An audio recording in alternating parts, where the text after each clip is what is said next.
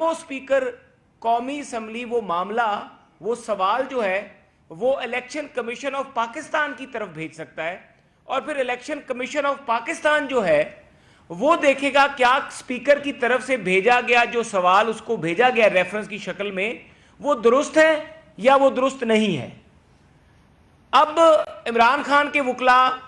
और हैरानकुन बात यह है कि वो ये बात करते हैं अदालतों में कि जी 120 दिन गुजर गए और इमरान खान के खिलाफ अब जो क्रिमिनल प्रोसीडिंग जारी है वो क्रिमिनल प्रोसीडिंग जो है वो काबिल समात नहीं है।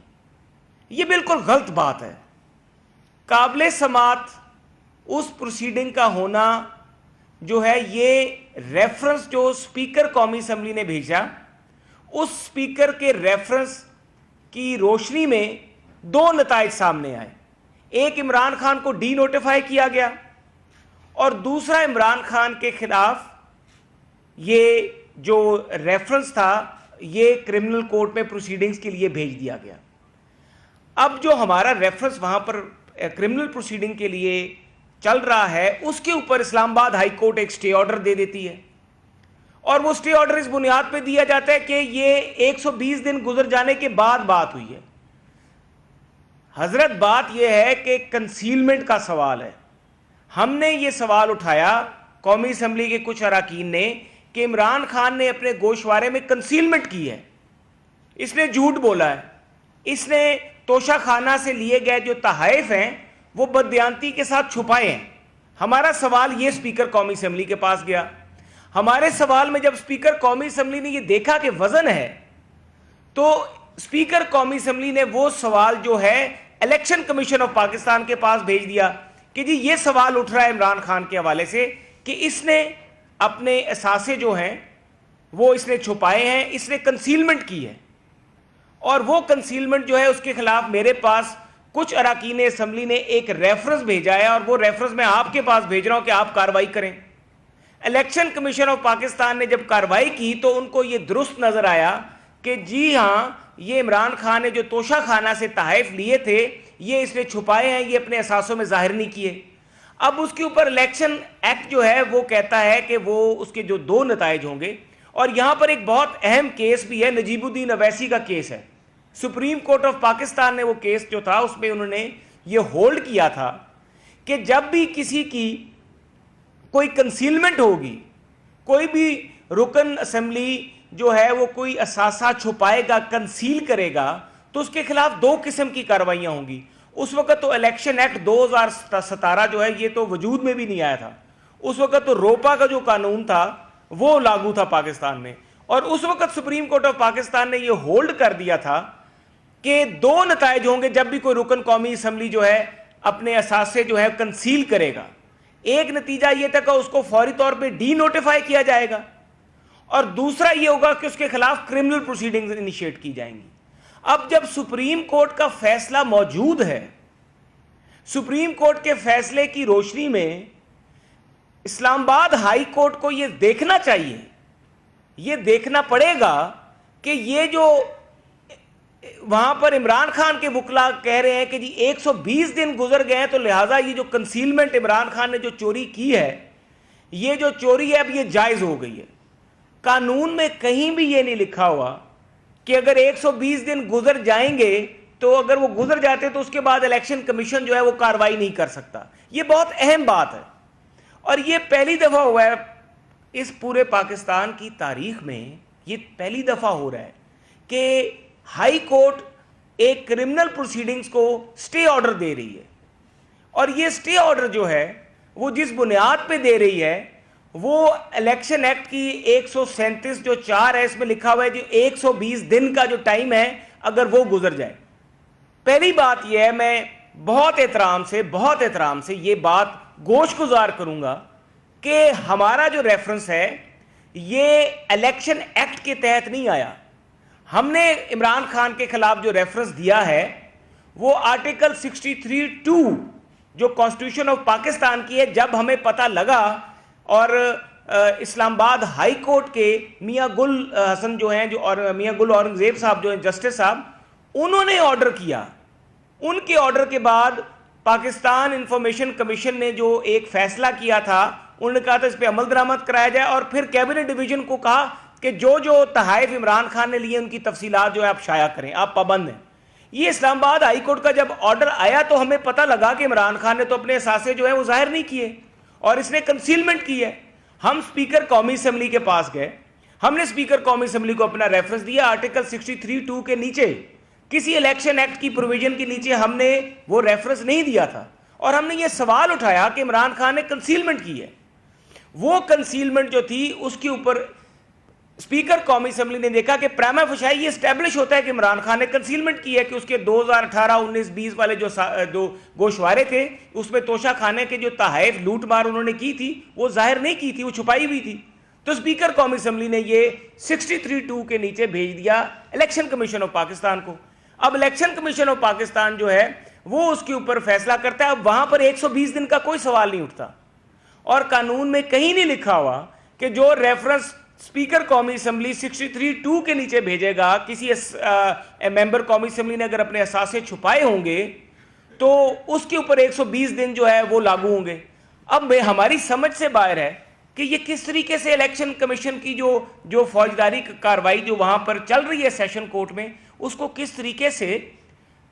इस्लामाबाद हाई कोर्ट जो है उसको सस्पेंड कर देता है, स्टे ऑर्डर दे देता है। मतलब ये सहूलत तो सिर्फ इमरान खान को ही मुयसर है कि जिस चीज़ की कानून इजाज़त नहीं देता।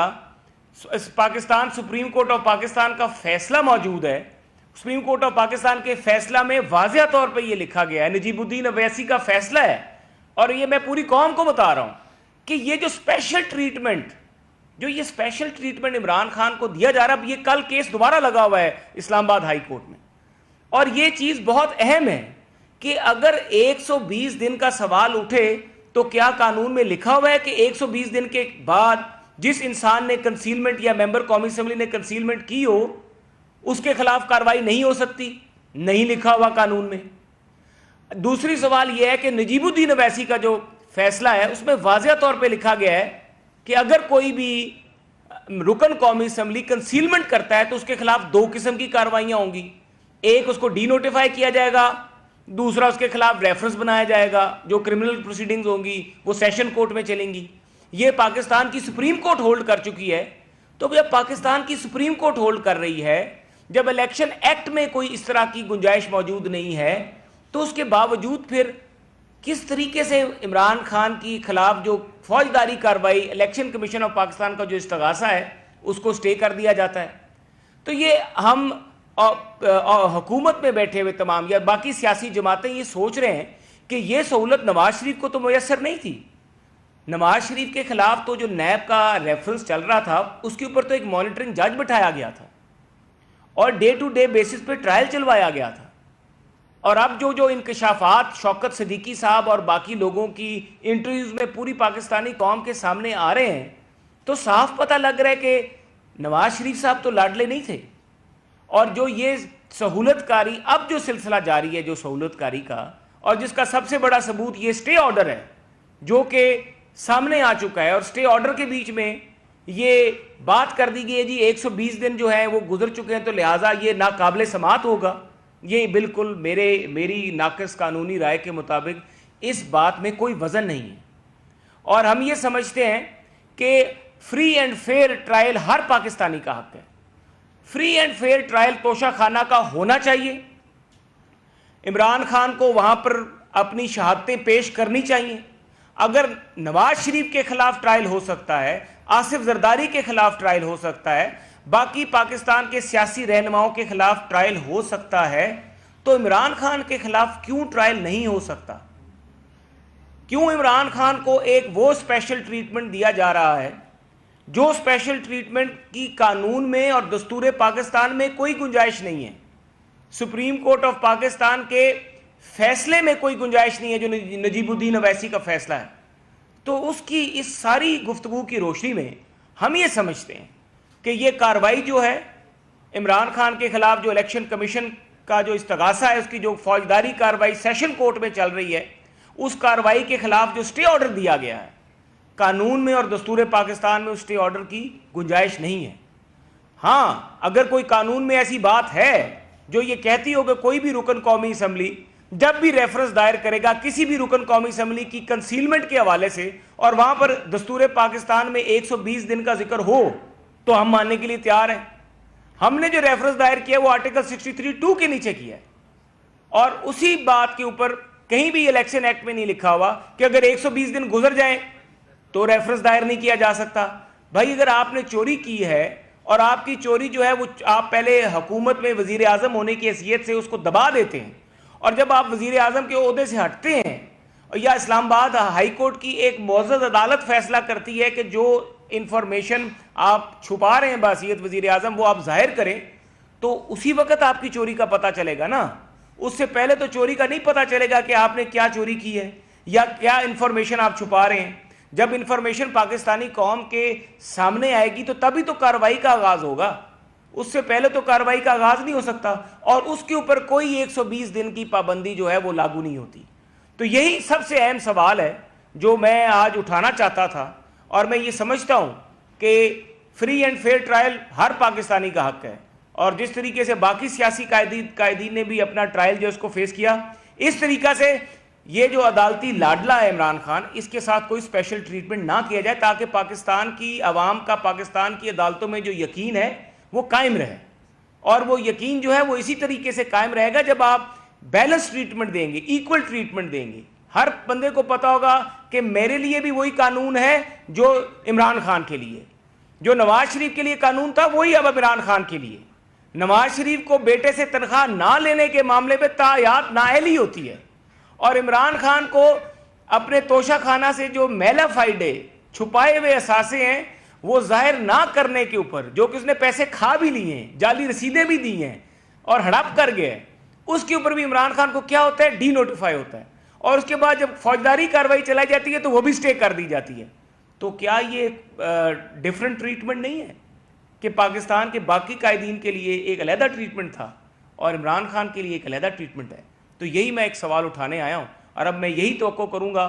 इंसाफ देने वालों से, मुनसिफों से, कि आप इंसाफ करें। हम बिल्कुल आपका एहतराम करते हैं लेकिन आप इंसाफ करें। कहीं कानून में ऐसा कोई गुंजाइश मौजूद नहीं है जिस तरीके से अदालती कार्रवाई जो है उसको रोक दिया गया और जो इमरान खान के खिलाफ मुकदमा चल रहा था उसको स्टे कर दिया गया है। बहुत शुक्रिया।